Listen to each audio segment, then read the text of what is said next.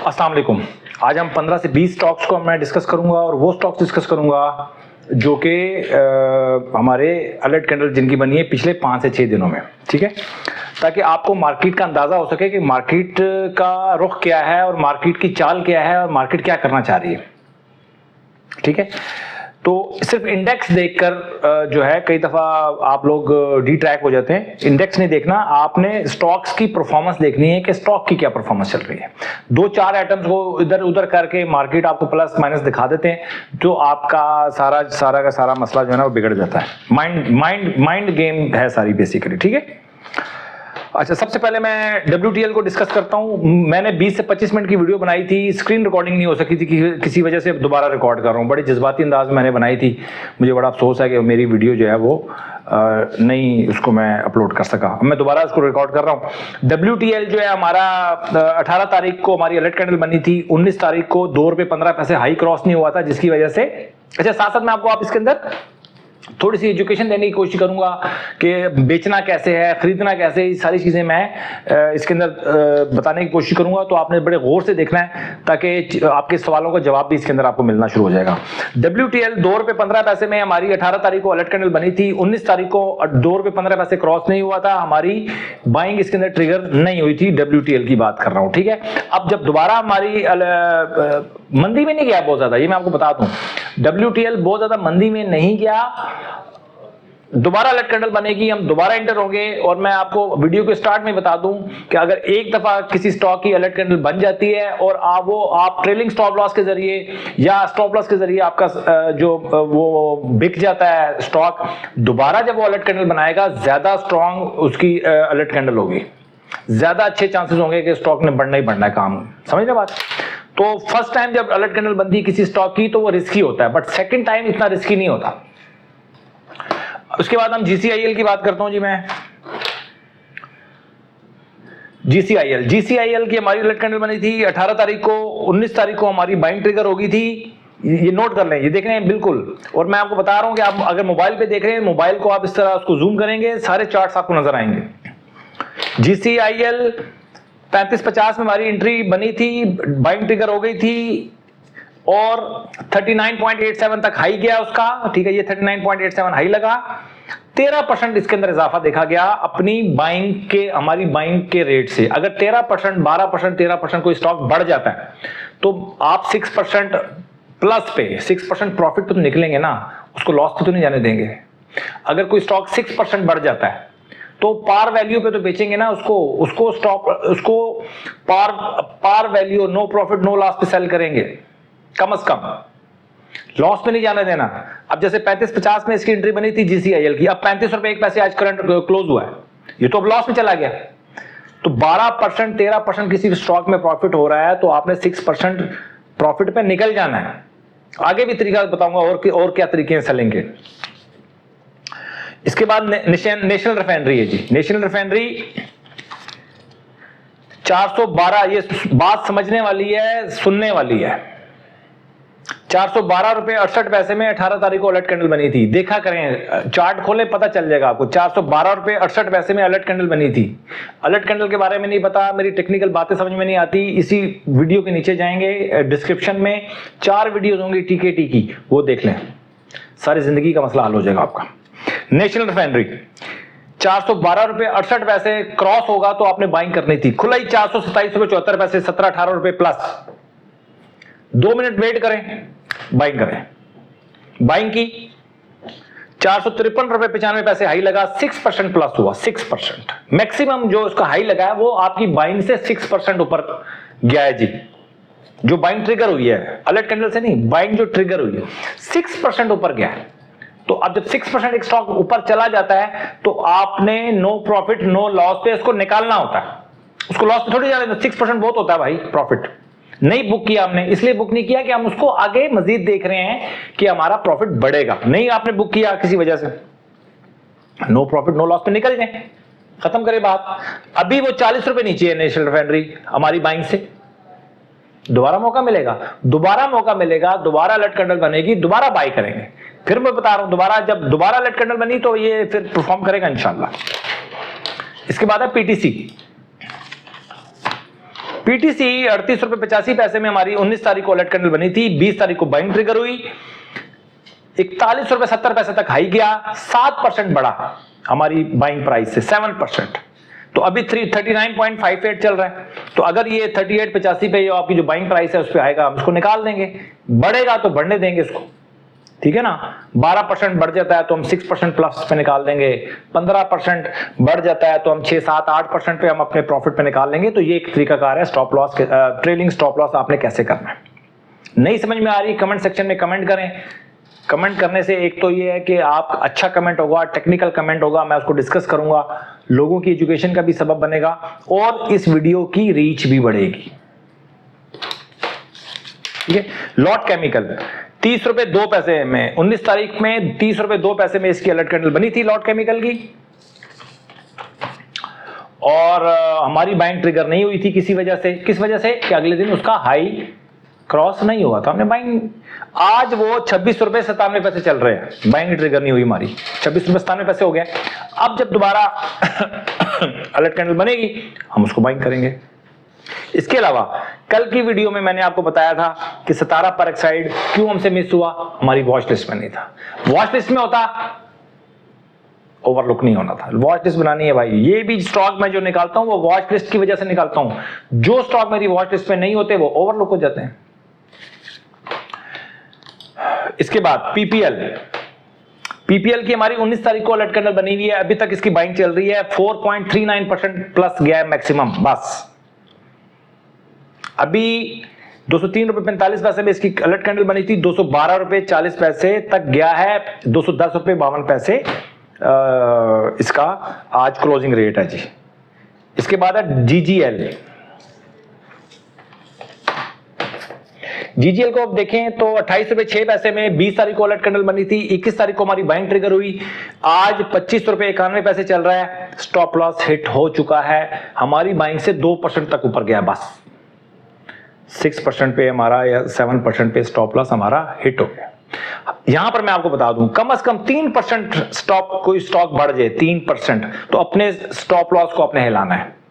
3% बढ़ गया, अपना स्टॉप लॉस 6% माइनस से उसको 3% माइनस पे ले जाएं आप, ताकि वहां से अगर स्टॉक वापस आता है तो आपका लॉस कम हो। ये बात नोट कर लें, सारी बातें नोट कर लें मैं जो आज कर रहा हूं।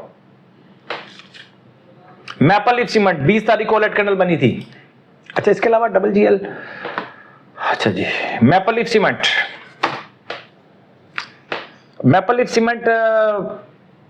20 तारीख को अलर्ट कैंडल बनी, 108 रुपए क्रॉस करना था, हमने बाइंग करनी थी, नई अलर्ट कैंडल हमारी ट्रिगर हुई, हमारी बाइंग की ट्रिगर नहीं हुई, 105 रुपए 40 पैसे आज क्लोज हुआ है।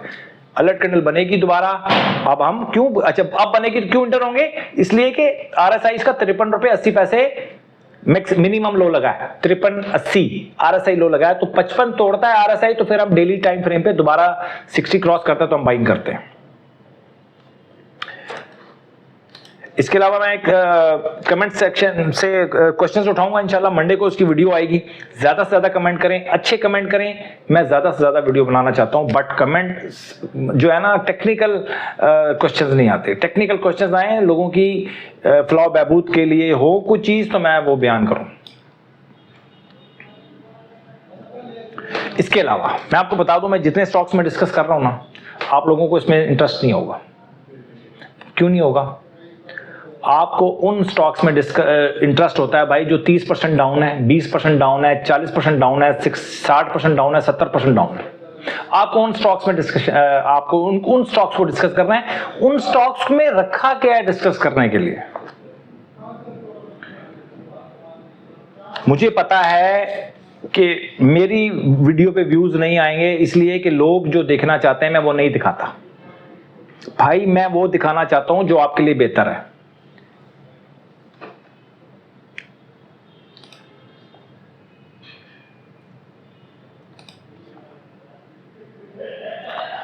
जो चीज आपके लिए बेहतर है मैं वो दिखाना चाहूंगा और वो ही दिखाऊंगा।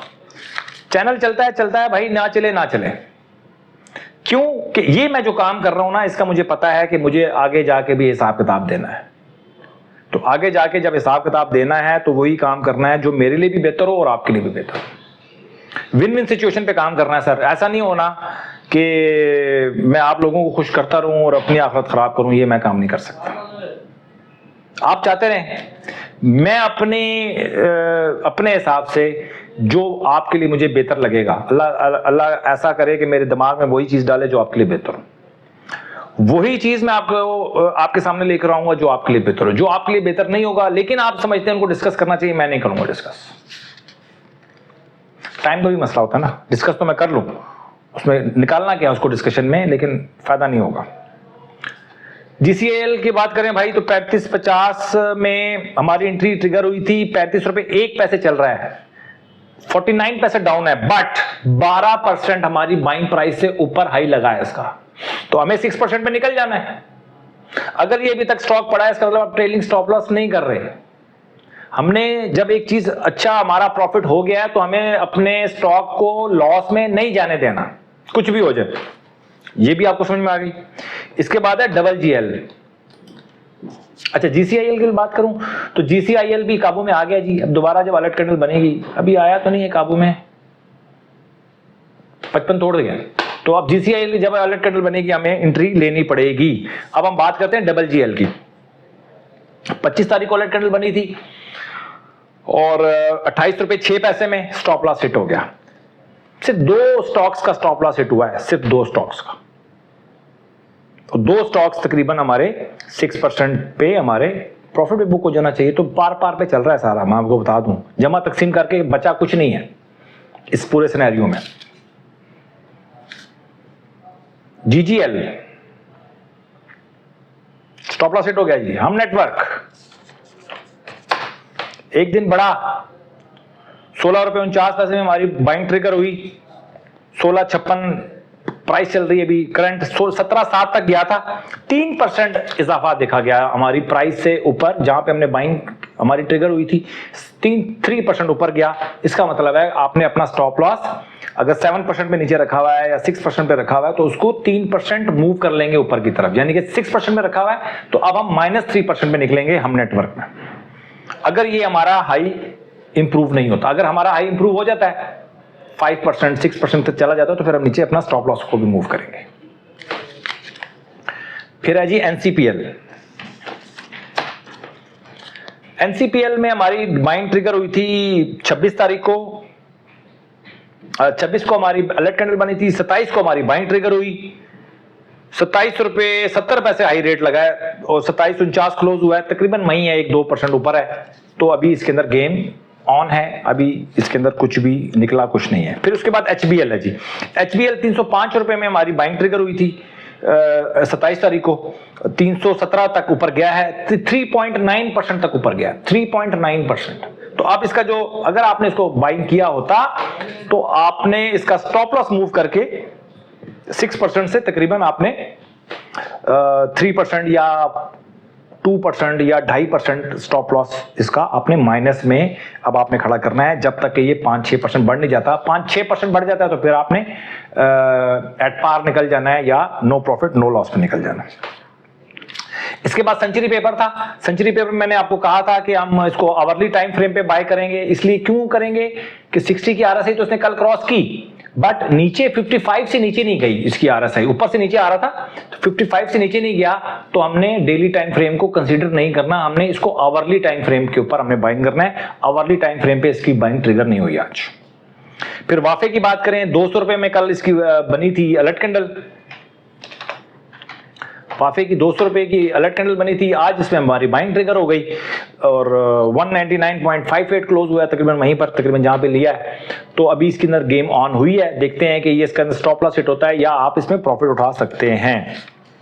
इसके अलावा बैंक ऑफ पंजाब को हम डिस्कस करते हैं जी। बैंक ऑफ पंजाब हमारा आज इसके अंदर वॉल्यूम बहुत आया है, परसों भी वॉल्यूम आया है, कल नहीं आया था, आज आया है, 2 से 3 दिन में अच्छा परफॉर्म कर रहा है। यहां से इसको मूव करना चाहिए ऊपर की तरफ, अगर यहां से मूव नहीं करता और नीचे 45 की मूविंग एवरेज से नीचे रहता है, 5 दिन हो गए, 5-6 दिन हो गए 45 की मूविंग एवरेज से नीचे, तो जितना ये नीचे है उतना ही प्रेशर में आ रहा है, तो जल्द से जल्द 45 की मूविंग एवरेज क्रॉस करे, 60 की RSI क्रॉस करेगा, हम बाय करेंगे।